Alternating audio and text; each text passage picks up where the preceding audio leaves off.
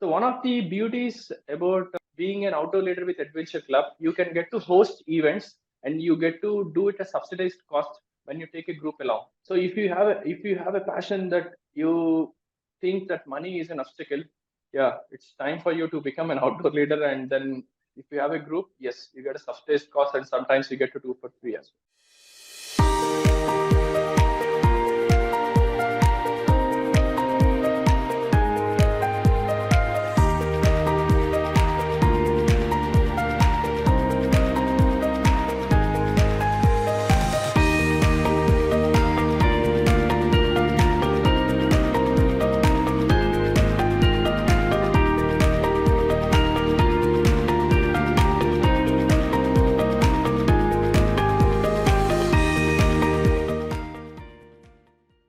A very interesting presentation. I very like it. And I want to ask you next question. How activity of a great Hyderabad Adventure Club supports improvement social well-being of poor and low-income groups of population in Hyderabad? How does GHAC helps? Socio-economically unprivileged. Understand. Oh, got it. Thank you very much for asking that question, Shmuel. One of the ways that we do is for most of the events, if people cannot afford to attend our events, we would ask them to join our events for free of cost. We do not charge them or we subsidize them. At the same time, whenever we go for hikes, we try to stay at locals' places. And most of the times when we go to remote regions, not just in Himalayas, but even for hikes in Karnataka, Kerala, we try to stay with locals who are underprivileged so that we try to contribute in some way to generate some income for them. And event after event, we try to give them the business to the locals, so thereby creating a circular economy, thereby helping them to be sustainable over a period of time. And we also give those contacts to the other adventure clubs where they can get to leverage on the contacts that our outdoor leaders have developed over a period of time. This is one such way. And another way is where sometimes, for example, there is this place called Matheran. So in Matheran, while hiking, so the starting point, we started a village called Ambewadi. So there's a government school where most of the children are underprivileged. So we have made it a point where whenever we go for hikes, we tell our participants also, we are going to meet these underprivileged children. What better we can do? So we try to pull in some amount whenever we go for a hike, and we buy them books, we buy them toys, and in helping them, not just going there just for one time's sake, but year after year, we try to understand how they have developed with the resources that we have provided them is something that we do at GHAC.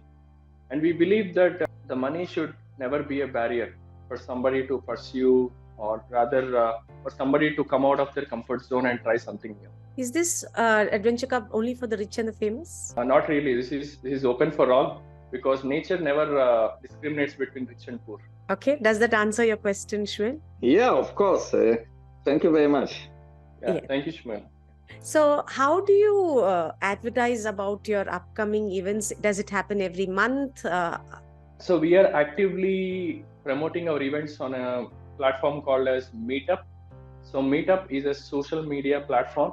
I would request Maddie to share the link about our Meetup. We are also on Facebook. We are on LinkedIn. We are almost everywhere. Almost all the social media platforms that are available. Any rafting events in the next couple of weeks? Not recently, but we may plan to do it sometime in January or February. So, and also one more thing I forgot to tell you. In our adventure club, most of the outdoor leaders are working professionals, and this is something they do out of the passion. And we do not have any full-time employees. And most of the times, these events are organized by outdoor leaders based on their interest and the collective interest of the groups. If they find people who have interests towards rappelling or towards ziplining or towards rafting, river water rafting, then they get to host these events. So we have, I think, safari and couple of hikes coming up in the next couple of weeks. One question from Mr. Prasad.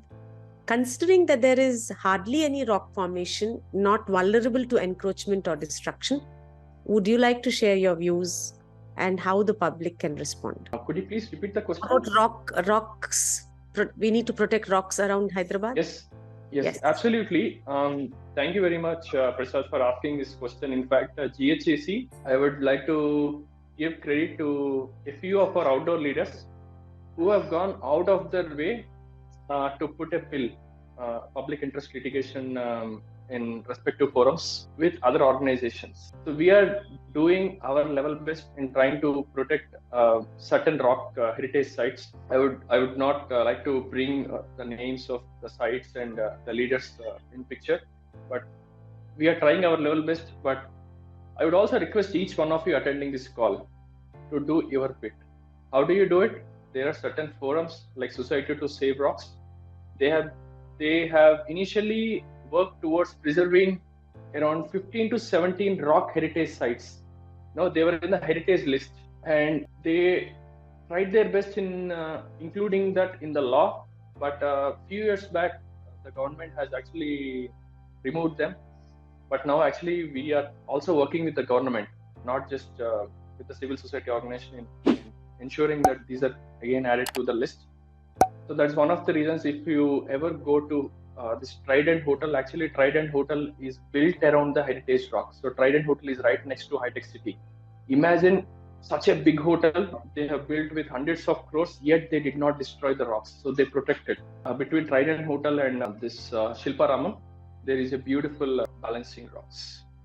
Mr. Oberoi, the man who recently passed, was very aware, sensitive to rocks. I think it was his contribution to Hyderabad. Absolutely. So how does one join your club? So you can join our club by getting in touch with Maddie. So Maddie is our operations leader. You can get in touch with me. As I have told you before that we are actually planning to host a local hike for all of you. So you can join the local hike and get to know more about us and the activities that we do. Yeah? Right away, I think I'll leave my contact details. So probably you can leave me a message at any point if you need any suggestions or any ideas. It is not just limited to the adventure. It can be related to any outdoor activities. Do you all have paragliding as a part of your... Yes. No, not in Hyderabad. So paragliding is actually done in 3 other sites. So paragliding usually happens in Kamshet, in Bir, and Manali. So these are 3 prominent places. Apart from that, yes, there are few places where paragliding happens. But Kamshet, Bir are the prominent places where people get to learn paragliding also. In paragliding, there are multiple levels. So I've done a couple of certifications in paragliding through Adventure Club. So one of the beauties about being an outdoor leader with Adventure Club, you can get to host events and you get to do it at subsidized cost when you take a group along. So if you have a passion that you think that money is an obstacle, yeah, it's time for you to become an outdoor leader. And then if you have a group, yes, you get a subsidized cost, and sometimes you get to do for 3 years. Can people out of Hyderabad come and like from Punjab and all come and join the programs that you all are conducting? Yes. So in fact, we have been doing events outside Hyderabad also. We have done events as far as Everest Base Camp or Kilimanjaro in Africa, and we have done few travel and leisure activities outside the country as well, like Sri Lanka, Nepal, Bhutan. No place is too far or too close to us. Do you have something for young kids like 3 years, 4 years? Yes, we would love to actually take them for small hikes, like a small boulders. We do for small kids as well. Yeah, we do host an event, especially on Kids Day and on other days of the year, where if they can come with their parent, with the help of their parent. So usually when you bring a kids as small as 3 years old, our minimum age is 6 years. But there are kids who do extraordinarily well when they're in outdoors. And it's never too young, not too late to learn about outdoors. So having said that, if the parent agrees, yes, we do it. And do on a small boulders, like a boulder as small as like 1 feet or 2 feet. Yeah. Is there any trekking routes and all that are mapped, which you all have it on your website or anything, so that people can go as groups by themselves? Not at the moment, but there are a few friends of mine who are outdoor leaders who have worked with us and who are with other organizations are in the process of uploading those trails. Okay. Hopefully we'll also be able to do in the next couple of years. So one of the challenge which creating and uploading those trails is as long as people use it for a good cause, that's fantastic. But if people try to use those trails to spoil the environment, I'll give you an example. If you ever get an opportunity to go to Kajagoda, like exactly 6 years ago, Kajagoda used to be a beautiful hillock with lush green forests, with a lot of flora and fauna. But now, wherever you go, which part, even inside the caves, which all of you are going to witness if you join our complimentary hike, there are a lot of glass pieces. People come there, they booze, and they have absolute and utter disregard for the environment. That is also one of the reasons why we try to avoid sharing much of the information. But if somebody wants to genuinely know, they can join us, and we'll also be happy to share about these trails. Most of the trails in India, they are well documented in blogs and in trail maps. How much does a trip cost? I don't know what trip, but Radhakrishna is asking how much does a trip cost? Yeah.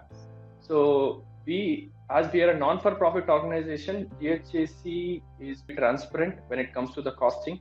I don't think I can bet that no other adventure club at least in Andhra Pradesh, Telangana, or South India for that matter comes close to how transparent we are.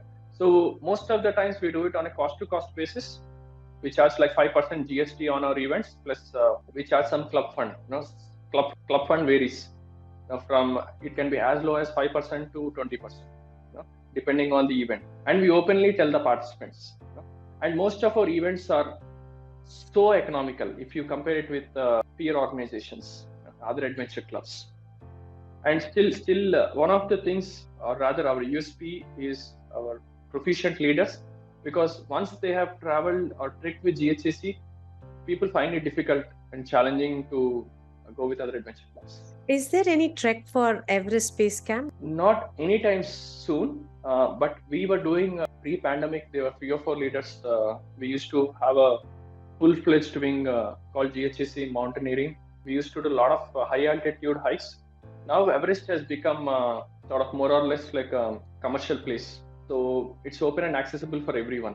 And we try to choose places where they're less accessible, where not many people will be able to go on their own. So if somebody wants to go to Everest Base Camp, I can put them in touch with other organizations, because few of our leaders have also started organizations on their own, like they're alumni of GHAC. So they started and they joined us as an outdoor enthusiast, and they became an outdoor leader, and they became so professional at it.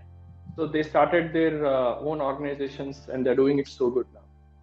So I can put them in touch with them. Nikhil Prakashan has a question. Please. Okay, good afternoon. Good afternoon, Nikhil. Okay, I am a laughter yoga trainer.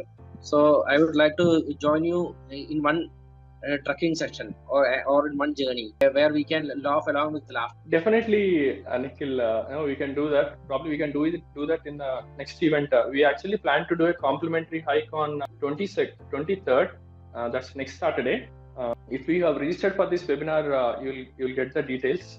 So Radhika will share the details with you. So probably you can sign up. And if are you from Hyderabad? No, I am from Cochin, Kerala.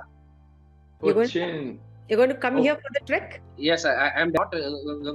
Let me tell you, not very soon, but within 1 or 2 months, I would like to join you, and I would like all the members to experience how the power of laughter can help you move forward in your trekking journey. Because not only physical fitness, there is also called as mental fitness, and laughter can actually re-energize and regenerate you to achieve greater heights in your journey. And once the journey is over in the base camp also, when everyone are physically and mentally, we can recharge with laughter. And this journey with laughter is going to be free, because everyone will start laughing, and there will be lot of fun and laughter. And I want to just experience this trekking with laughter, this journey with laughter. I want to just experience it. And if I join you in one session, then I am happy that you people and also the other people who are coordinating you experience something. And this is also what a laughter yoga trainer like me is. Got it. Certainly, sir, you should come and join, and we'll all participate with you. Thank you. Yeah, thank you so much, Really Nikhil. In fact, Nikhil, we have organized quite a few hikes in Kerala as well, to Chembra Peak and several other peaks in Kerala. So probably we may never know. We may organize a hike to Kerala as well before the summer. Let us see what we can do. So in the meantime, you can join our meetup group and look for our upcoming events. And thank you so much for the suggestion and the offer. Yeah, we'll definitely do the Laughter event. Yeah. Next question from Sampath. What's the membership subscription? So we don't have any membership subscription as such. It's open to all. So we charge only on an event basis. Yeah. At the moment, we do not have any membership. That's the way we have been running for all these years. What's the planning time provided for any time for getting ready for any of these events? So it depends on the grade of trek. So if the trek is like easy, moderate, difficult. So this is not technical grading, but for people to understand, if it's easy trek, you can comfortably walk. Anybody can join. If it's a moderate trek, we tell them to practice certain things that will help them prepare for this moderate. For difficult treks, we usually look at their past history. They have attended any treks. For example, for Everest Base Camp, in my opinion, will be a moderate. So again, this is very subjective. What's easy may not be easy for you. What's moderate may not be moderate for you. So it depends on person to person. So we try to understand about their history, and then we suggest them accordingly what better they can do to improve their fitness levels.